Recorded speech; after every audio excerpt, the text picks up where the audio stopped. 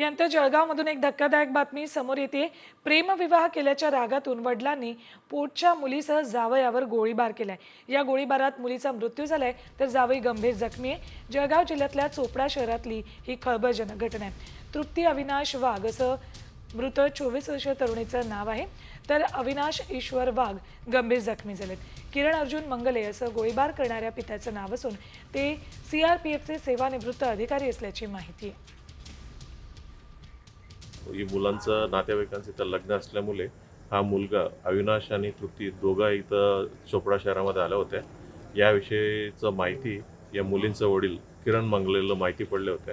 तो इथं आले आणि डायरेक्टली त्या मुलांवरती आणि मुलींवरती फायर केलेले होते आणि फायर केले की ते मुली स्पॉटवरच डेथ झालं, मुलांना जखमी झालेला आहे। आणि किरण मंगले हा रिटायर्ड PSI म्हणून माहिती पडत आहेत, CRPF मधून रिटायर झालेला आहे आणि त्यांच्याकडे एक लायसन्स वेपन आहे। ते लायसन्स वेपन मधूनच त्यांनी फायर केलं।